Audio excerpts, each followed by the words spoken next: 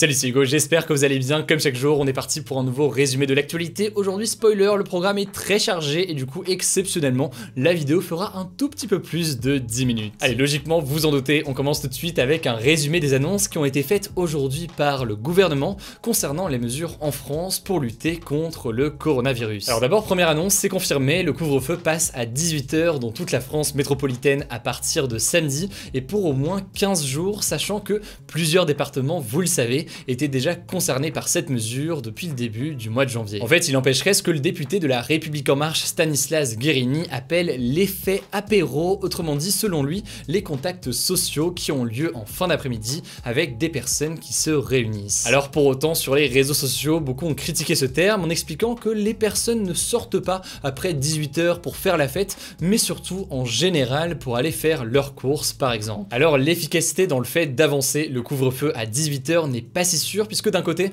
on a la Guyane où ça a plutôt fonctionné, mais en l'occurrence la géographie et la démographie de la Guyane est parfois assez différente de ce qu'on peut retrouver en France métropolitaine. Et d'ailleurs, si on se penche sur les départements qui ont appliqué cette mesure de couvre-feu à 18 h depuis le début du mois de janvier, et bien en l'occurrence ils ne présentent aucune baisse assez importante pour en conclure une réelle efficacité pour le moment. Deuxième annonce qui concerne beaucoup d'entre vous, et bien le gouvernement a tranché, les écoles ne fermeront pas. Alors cela dit, même si les écoles ne vont pas fermer, le protocole sanitaire va être renforcé, notamment dans les cantines scolaires, et très concrètement, à l'école primaire par exemple, les élèves d'une même classe mangeront désormais tous les jours à la même heure et à la même table, de façon à limiter le mélange avec les autres élèves. Pour ce qui est des lycées, le fonctionnement hybride, avec donc une partie des cours en présentiel au lycée et l'autre partie à distance en ligne, sera prolongé après le 20 janvier. Il pourrait éventuellement être appliqué dans certains collèges de manière exceptionnelle,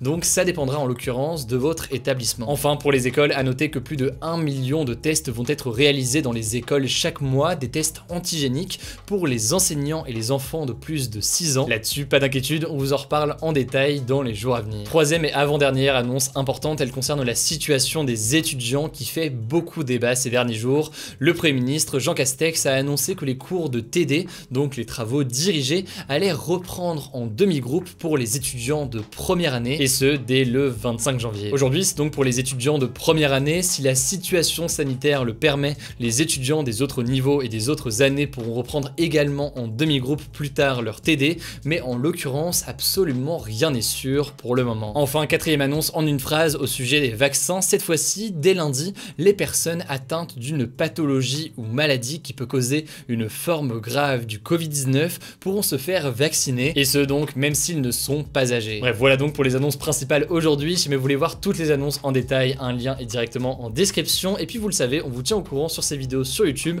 ainsi que sur les contenus qu'on poste chaque jour sur Instagram. Ces derniers jours, vous avez peut-être eu des proches qui vous ont proposé de quitter Messenger ou WhatsApp pour aller sur d'autres plateformes, mais alors qu'est-ce qui se passe concrètement en ce moment? En fait, WhatsApp, qui appartient à Facebook, a annoncé que ses utilisateurs devront obligatoirement accepter de partager une partie de leurs données personnelles avec Facebook, et s'ils ne le font pas, eh bien ils ne pourront tout simplement pas utiliser l'application. Les données de WhatsApp qui vont être collectées par Facebook, c'est notamment le numéro de téléphone, l'adresse IP qui permet donc de localiser partiellement l'utilisateur, mais aussi d'autres informations sur lesquelles WhatsApp pour le moment est resté plutôt flou. En fait, du côté de Facebook, il semblerait que l'on veuille rapprocher les messageries de Facebook et de WhatsApp, d'où ce rapprochement aussi des données, mais l'objectif est évidemment aussi commercial, puisque Facebook va pouvoir utiliser ces données pour afficher des publicités personnalisées par exemple. Bref, certaines de vos données de WhatsApp se retrouvent collectées et partagées avec Facebook, ça ne plaît pas à tout le monde, et à ce moment-là, beaucoup ont décidé de quitter la plateforme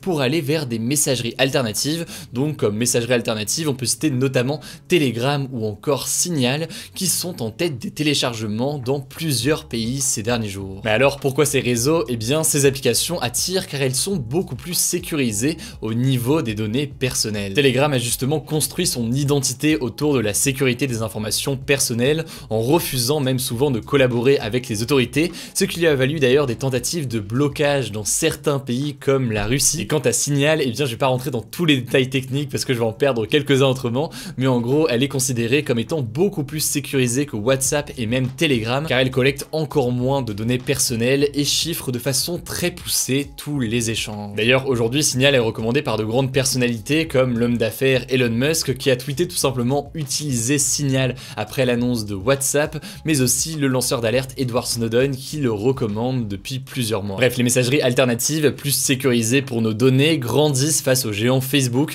On verra donc si elles vont être utilisées massivement. En tout cas, à titre personnel, je ne peux que vous encourager à essayer. Vous allez voir que la transition est pas si difficile que ça, même si on peut utiliser WhatsApp encore parce que ça reste un truc essentiel pour beaucoup d'entreprises et pour beaucoup d'échanges avec sa famille par exemple. On peut aussi avoir de plus en plus progressivement une partie de ces échanges sur ces nouvelles plateformes. Alors avant de passer aux actus en bref, il y a un sujet qui me paraissait assez intéressant à évoquer aujourd'hui et c'est d'ailleurs plutôt une question toute simple, assez bateau.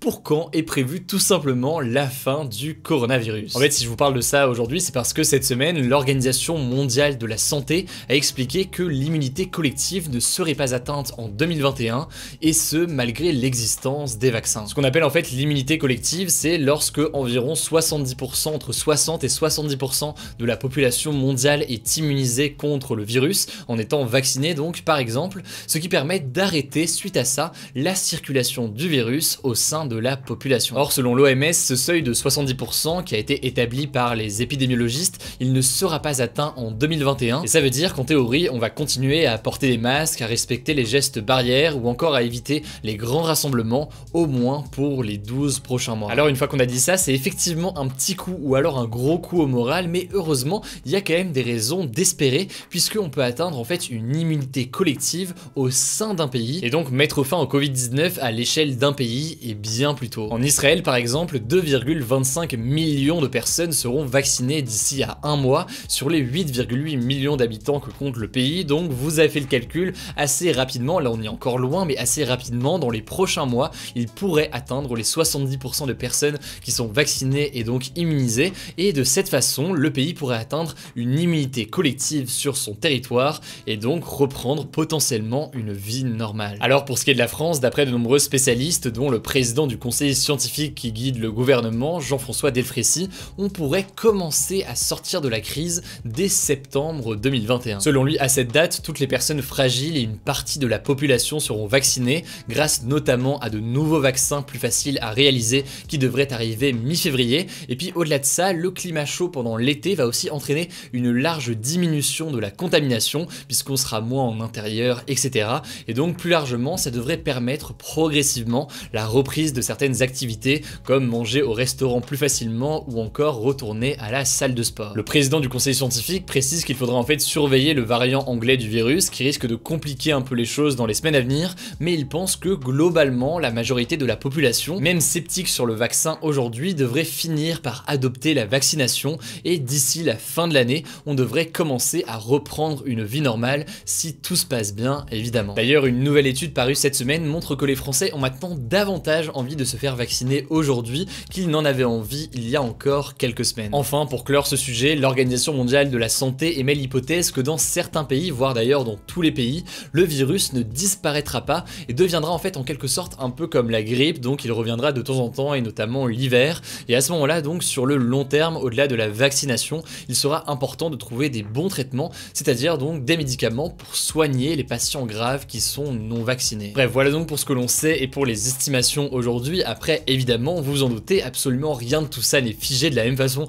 qu'on ne pensait pas peut-être encore y être aujourd'hui au début de la pandémie en mars 2020. Donc il faut rester très vigilant et puis on verra ce qu'il en est évidemment dans les jours à venir. Allez, comme chaque jour, voici des actus supplémentaires et on commence avec cette première information. C'est un petit point sur la procédure de destitution historique visant Donald Trump. Elle vise en fait notamment à l'empêcher de pouvoir se représenter en 2024. Hier, la Chambre des représentants a voté la mise en accusation du président Donald Trump pour incitation à l'insurrection suite à l'attaque au Capitole et c'est tout simplement la première fois dans l'histoire des États-Unis qu'un président est mis en accusation 2 fois. Alors je vous le disais hier, mais c'est toujours bien de le rappeler, la prochaine étape maintenant c'est un procès qui va être organisé au Sénat pour décider donc du sort du président. Très concrètement, si les 2/3 des sénateurs jugent que le président américain est coupable, il sera donc condamné à l'issue de ce procès et à ce moment-là, s'il est condamné, eh bien le Sénat pourra décider, si 50% des sénateurs votent pour, d'interdire à Trump le fait de se présenter